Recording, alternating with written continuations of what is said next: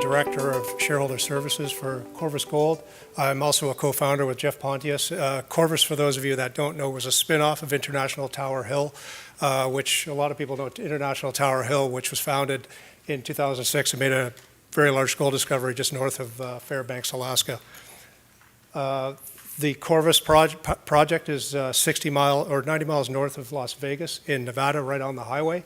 What you're seeing here in the video is our initial project that came with the spin-off, and this is the North Bullfrog project. Those tight hold spacing is a high-grade vein system called Yellow Jacket, and there's a lot of low-grade around that. And the drone is now just zoomed in on the Mother Lode project, and that's the one Jay, I should say, referred to at the beginning of the presentation, the one that we're actually drilling right now.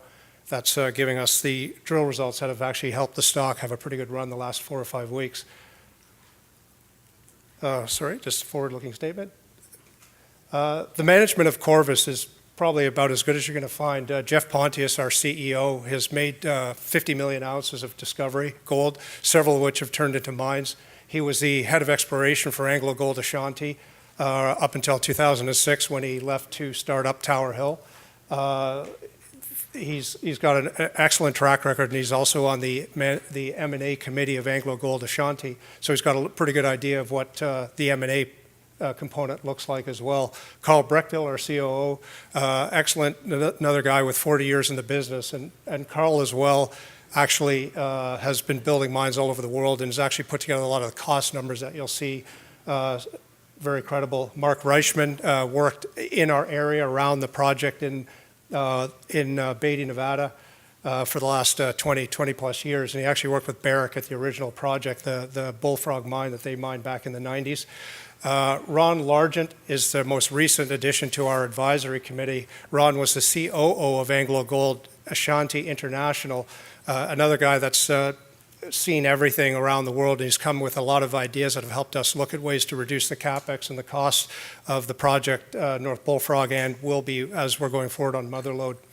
Again, the board of directors, the notable ones there, Catherine Ginac, a lot of people will know her, Steve Ocker, COO of Franco, and Ed Yarrow was the Anglo-American Northern Hemisphere base metals guy. Again, very good quality, and again, we've taken a lot of people that primarily from AngloGold and Anglo-American.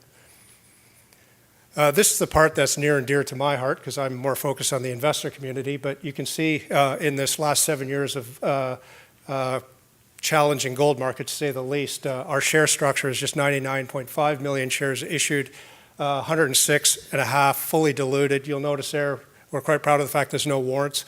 You'll note that on our shareholder base, which is on the right-hand side there, the high-profile ones, there's no real Toronto exposure on that, and quite frankly, I think that's one of the reasons the stock has performed pretty well, because we've got a lot of guys that are long gold, long company, and led by Tocqueville.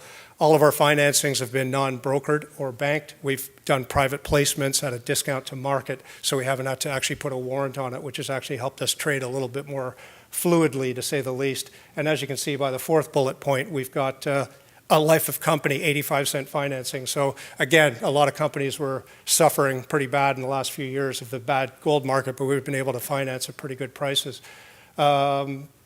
If we look down the shareholder base, to initiate, I'd like to say that we're not going to pretend we're about to go build a mine.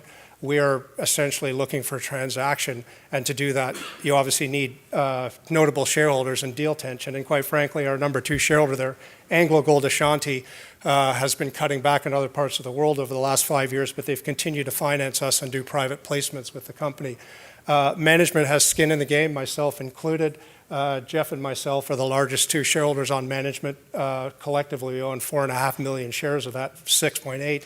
Our price is about $1, which is, the share price isn't much higher than that now. So if you need any more motivation for skin in the game, we're a motivated management team. Core Mining, Core took a position in the company back in July as they're looking at a district focus on that Walker Lane area.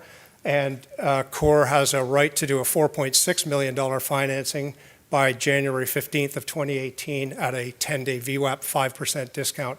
Again, no sign of a warrant on that. Resource Capital, Van Eck, and Gold Corp. Van Eck's been a great shareholder. As we know, Joe Foster, who runs Van Eck, is a mining guy from northern Nevada, really likes those Nevada deals. And again, he's another guy that's a quality shareholder. Goldcorp's position, 1 million shares, that was actually the cost of that project we just got, Mother Lode. And they have a small royalty that came with that. But Goldcorp, again, just another, small position in the company, but certainly monitoring the investment. As Jay mentioned, we are in the Walker Lane trend, which, as you can see, runs right down the border of California and Nevada. It's a little less higher profile than Cortez and Carlin, but it is an up-and-coming district. It's just very high-level geology. It's about a 12-million-year-old system as opposed to the Cortez and Carlin, which is 40 million years old. So you're finding a little bit of different kind of geological setting. However, again, Nevada, as mentioned, is one of the best mining jurisdictions and permitting jurisdictions in the world. The reason this project has gotten interesting to us is because the fault structures, if you look there on the bottom left, I don't think I have a laser, the bottom left there, that was the Bullfrog mine that was mined by Barrick, 2.5 million ounces in the 1990s, mined out in 1999. And again, it ran in a $200 to $400 gold environment. Our original project is that one in the blue box up top there, the Bullfrog mine, that's North Bullfrog. We've had been developing that since 2010 with a spin-off. And again, it's right down the vein, it's right down the structure, that north-south structure. Again, there was mining there back in the 1900s, and it was essentially a low-grade anomaly at the time that Barrick had the ground, and when we took it over, we were drilling off low-grade. Gold was at $1,600, $1,700 an ounce at the time. We hit a vein system, which is called Yellow Jacket, and that's really tied together the economics. The thing that's gotten interesting for us now is this east-west fault, the Fluorspar Canyon fault. Basically, there's a lot of deposits along that have been mined historically, and once we get to the north-south structure, the Mother Lode fault, we find that there's another pretty decent deposit there, which is historically, the Mother Lode has 433,000 ounces historically at 1.6, and 30,000 ounces were mined back in the late 80s and early 90s.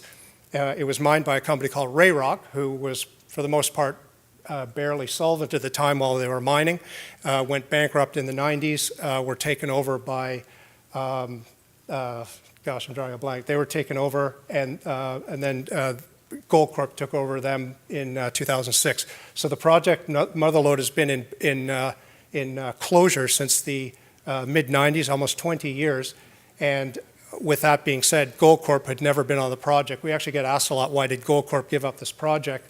Quite frankly, we understand that they'd never actually been on the project. They didn't want to mess around with the project that was in closure. So when it came available, we got there and were able to negotiate an effective deal with them. What was on the project historically was 433,000 ounces, as mentioned, 8.5 million tons at 1.6 grams. Again, it's a project, it's open pittable. As you can see in the photo there, it was mined open pit, 30,000 ounces back in the late 80s and early 90s. Essentially, this project has 172 drill holes, a lot of 3-gram holes, and the database was probably worth approximately $8 to $10 million in today's time, plus a year or two of drilling. So again, a very valuable thing that we got for $1.50 an ounce. The red area here is the historic where the 433,000 ounces are. We've now been able to identify that there was drilling done historically, and we've been doing some drilling and been able to extend it to the west and to the north.